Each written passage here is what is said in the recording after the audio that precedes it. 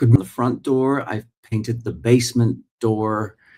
Uh, I built an art project for the front of the house. It's this giant 8 foot by 2 foot faux living wall with 500 programmable LED lights. Good morning, Uganda. We are having people, family and friends over for a barbecue this week. So I am making desserts and dips and salads and bread. And of course, I am making daily videos and writing for my Substack. I mean, I just love making things. I mean, of course, nobody needs an 8 foot fake living wall with 500 LED lights. I just thought, wouldn't that be cool? And then I figured out how to make it, and I made it. That's creativity, right? A cake, fence, a character, a video, they all seem completely unrelated, but the process behind the creation is similar in all of them. I imagine something, I make choices about it, I solve problems towards creating it, I adjust, and I make something that wasn't there before. And that's the muscle of it. That's the imagination at work.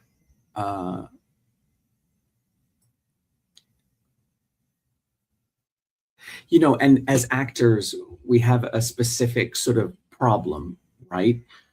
We often need someone else's permission in order to practice what we do professionally. Painters can paint, writers can write, a musician can pick up an instrument, but an actor generally needs a script, a role, other actors, an audience, or a camera.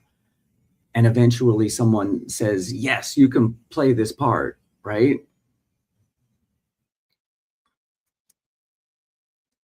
So it's very easy as actors to accidentally develop the equation that if I'm not currently acting or getting paid to act, then I'm not currently creating. And that's the idea that I'm here to challenge. You can't make casting directors responsible for your creative life. You don't control how frequently you get cast. But if acting is your only creative outlet, you've given the entertainment industry enormous control over how often you get to feel like an artist. Does that make sense? If acting is your only creative outlet, you've given the industry all of the power over how often you get to feel like an artist.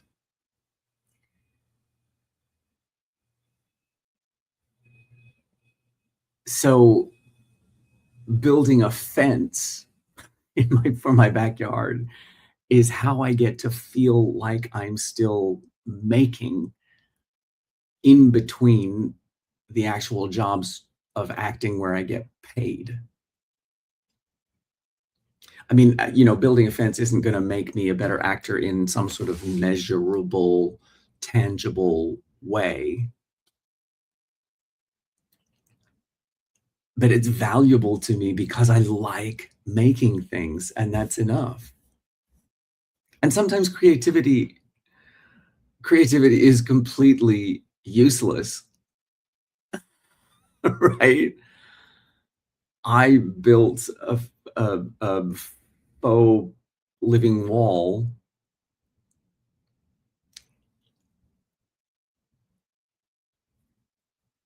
Sometimes, a faux living wall doesn't advance my acting career. It doesn't build my brand. I'm not monetizing it. Nobody asked for it. It just makes the front of my house look cool.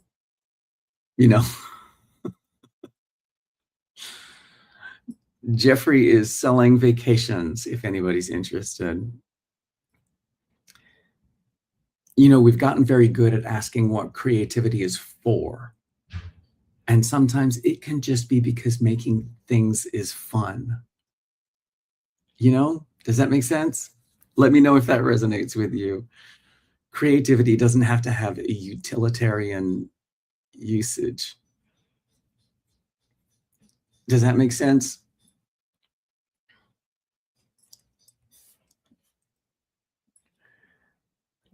I would love to know what creative projects you're working on that have absolutely nothing to do with your career.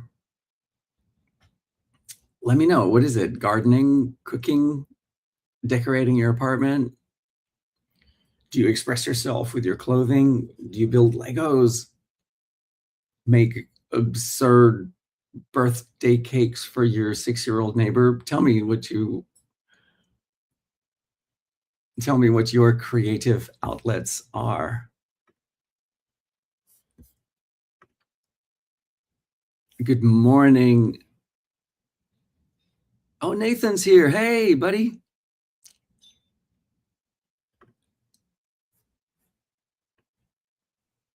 I would be super interested to hear what other people's creative projects are.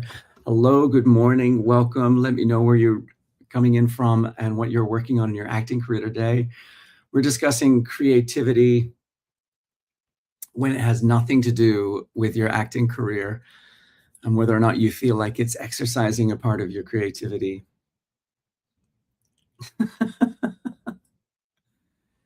We've got the trolls and the bots. Here we go. Nathan says, I took a silver felt Sharpie to a t-shirt yesterday, and those 15 minutes of creativity were so satisfying. That's it, my friend. That is exactly it.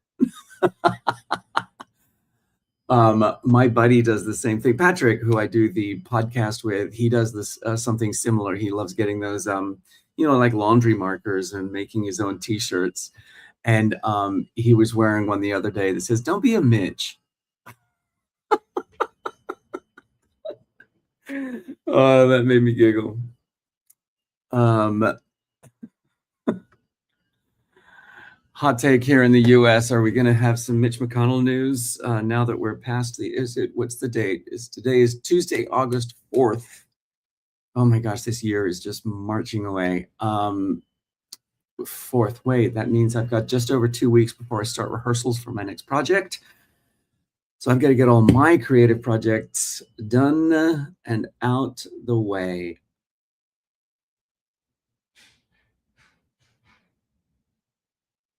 Good morning. I don't know how to pronounce your name. Kautchuk. I'm not sure how do you say that. I am not American. I live in America, but I was born and raised in Sydney, Australia. I'm sorry you feel sad. Hello, Cynthia. Thanks for being here. Oh, you play synthesizers. Cool. I used to do that as well. Okay, fun fact. Things you didn't know about Benjamin.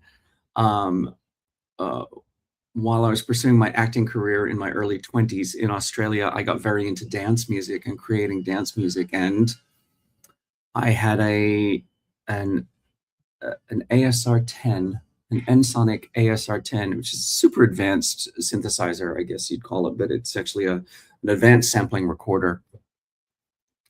And I made a couple I made a record, including a cover of I'm Not in Love. I included a cover of that, none of which charted except on local dance music stations in Australia, but I did have one hit. Yes, I am your uncle actor. That's me. But I did have one dance music hit. The track was called Faith. And we called ourselves Bliss Inc., featuring Carlotta Chadwick. And it charted in England, Israel, Spain, like in several countries around the world it charted. And then the coolest part was that 10 years later, a bunch of remixes of it came out to sort of celebrate its 10th anniversary. And so it charted all over again. And I used to get checks from that, like not much, but Nathan says, "Oh, it was a Sparkfile shirt that used to say, 'However you're doing it right.'" And the text had totally washed off, so it felt appropriate to be creative with a creativity t-shirt. 100%. Huge, huge, huge fan of the Sparkfile family. I mean, well, this is literally what we're talking about. How being creative doesn't necessarily have to be utilitarian. It doesn't actually have to be related to your acting career. Creativity in itself is an exercise. Go, Bongo J Hungo. Yes, in the guts.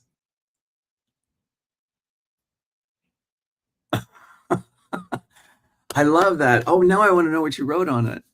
Uh, I hope it was something that inspired you just as much as however you're doing it right. What was the other Spark file thing that just changed my life? I remember bursting into tears the first time I heard it.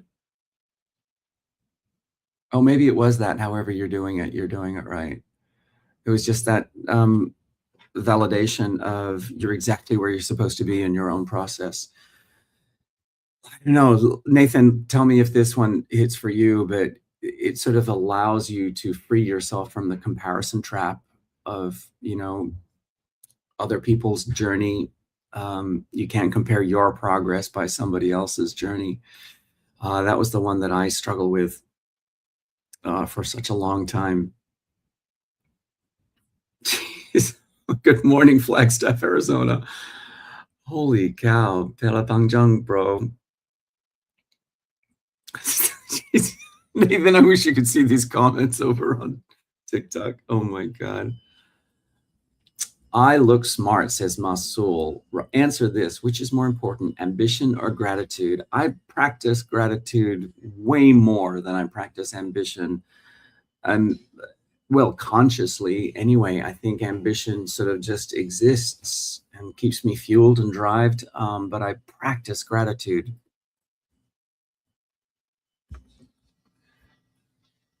Nathan gets it. Oh, the comparison trap, my friends. Oh, you can't compare your progress by somebody else's journey. Can't compare your journey by somebody else's progress. I don't know which way it goes, but it sounds correct-ish. And it's one I struggled with for the longest time, particularly since, well, I don't know that that is particularly since my thing was, because I moved to America to pursue an acting career from Australia.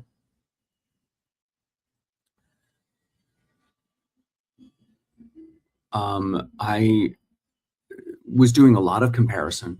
I, I would go to auditions and particularly dance auditions when I first got here because they were accessible and going to ECCs. And let's face it, Broadway needed more dancers than it needed singers. And so I couldn't help it at the dance calls to go, wow, they can just whip out a splits. They can just whip out, triple four turns, whatever, in ways that I could not. I was never I started too late and I started dancing too late in my career to ever be a technical dancer. But, and I just couldn't help but compare myself all the time to the folks who were just such beautiful dancers. And I mean, the weird thing was that I ended up in Mary Poppins, doing Mary Poppins on Broadway, which was a dancing track, but it was also easy to, it wasn't especially difficult tap. And I could manage that. And I don't know, the comparison trap, man. Oh, sorry. My name is Benjamin. You're on the Working Actor NYC. When was the last time I cried and why? Miguelito, I have to admit that I cried, was it last night? No, night before. I got teary-eyed and cried because I was watching Project Hail Mary. And the thing that I really loved about that movie was the way it built those relationships. Um, there were several relationships in that movie that I thought were super interesting, particularly the Sandra Hüller role. I was really impressed with her performance. it was cold, but it was also smart and compassionate. There was a guarded compassion about what she was doing, which I really, really admired. Um, yeah, so that's the last time I cried, 2 nights ago. Hi, Shia. Thanks for being here. No, I didn't, Zesto. Hi, Dickie HI.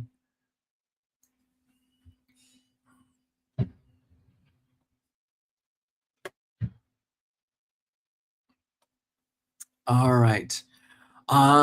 Let me check in over here. Okay, great.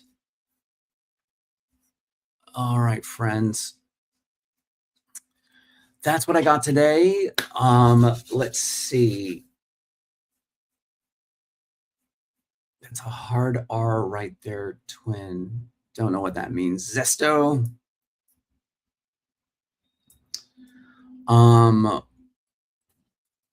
What else can I tell you? Coaching clients this week, an audition on Thursday. I have so many sides to learn. Again, I have an audition on Thursday. And secretly, I'm putting off learning all of this material for this audition. It's 2 songs, it's 2 sides. It's material I've done before many years ago. But I'm kind of putting it off because I'm really kind of hoping that I'll get an offer for a show that would take me out of the running for the one that I'm auditioning for.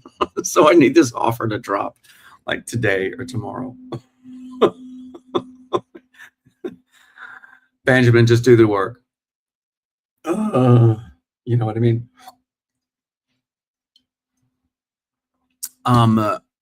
Lots of background noise because we have the plumbers here. Plumbers are installing a drain in the backyard. So that work is going on. We've got people coming over, so I'm going to get into. Oh, good job. So I'm going to get into cooking today. There's a few things that should get made today, which is great, so that they can develop flavor over the next couple of days. So wherever you are in your acting career, you got this. Keep going. All right, my friends, I want to thank you for being here. I'm sorry that wasn't, I had a good time chatting with you, Nathan. Thank you for being here, my friend. What are you working on in your acting career today? You always have auditions. What's going on in the audition land?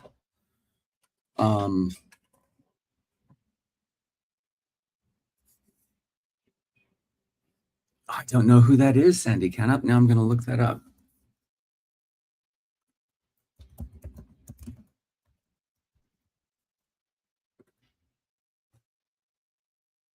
Yep, can't figure out who that is. Sorry, Sandy Canup. I don't know who that is. But no, you're on. What does Bring Back My Girls mean? Liam wants to know. That is what RuPaul says when they have finished deliberation on RuPaul's Drag Race and they are getting ready to deliver the verdict to the contestants on RuPaul's Drag Race. So yes, this is one of my workout shirts because I'm just about to go to the gym because we got to get this day cooking, y'all, because it's time for the gym. So I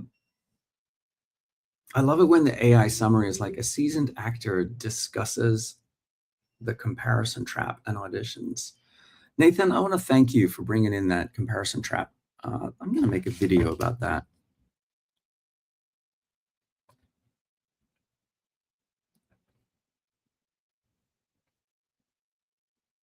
I got a little list of videos that I need to make to get my content up and running for the week so I can forget about it and get on. Don't know what that means. X.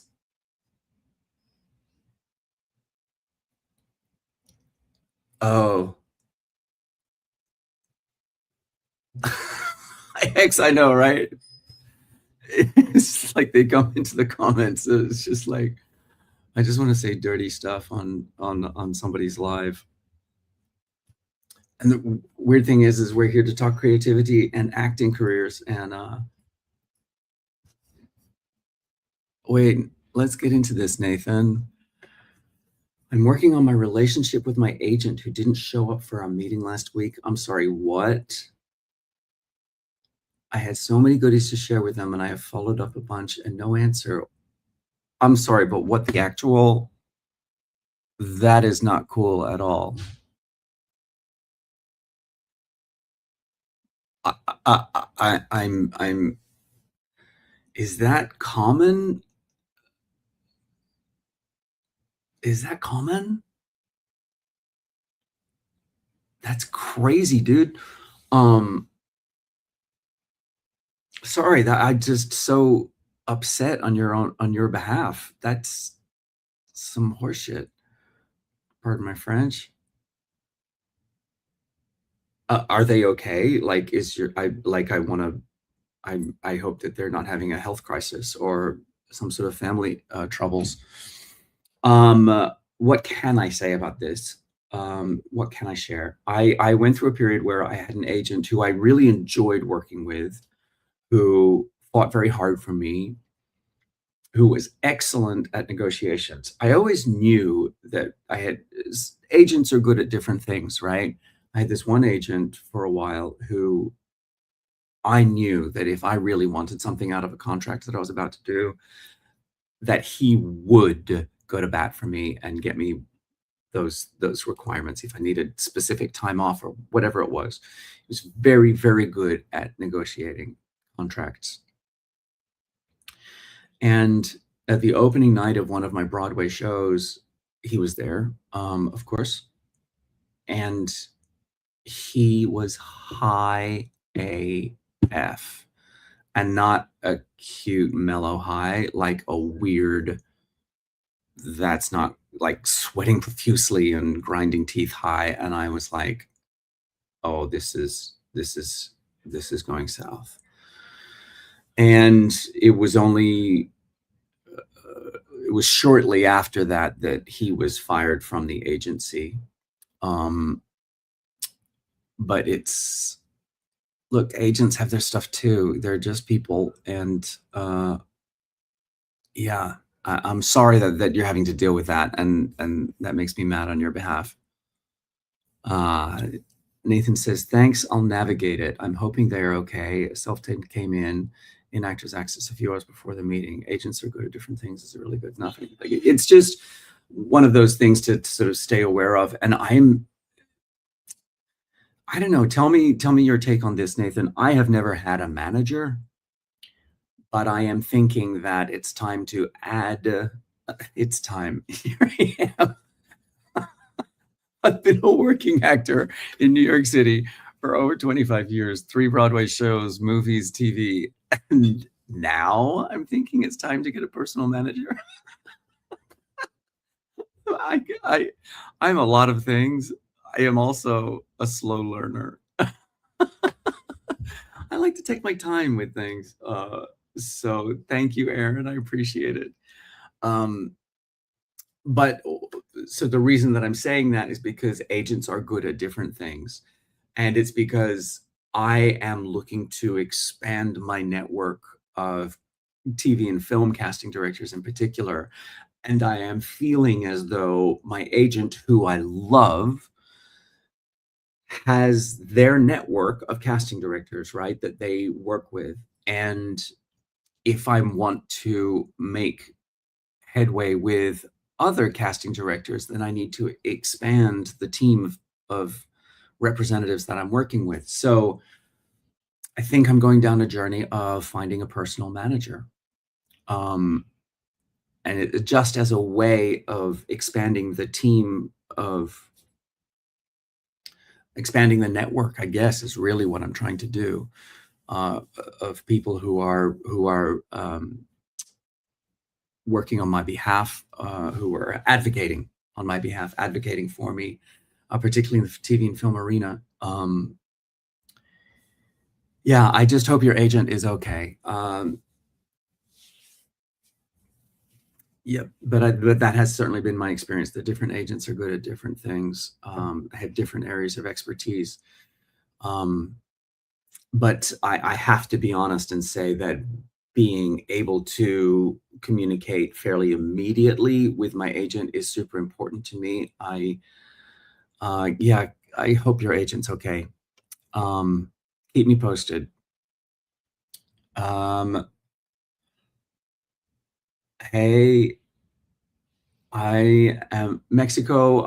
It's not an area that I know a lot about, I'm afraid. All right, my friends, I'm going to keep it moving. I have got to get to the gym. I've got to learn these lines. I've got to bake some stuff. Nathan, thank you so much for sharing. I appreciate you being here, my friend, and keep us posted on how that on your agent update. I hope that resolves itself. All right, my friends, I'm going to peace out.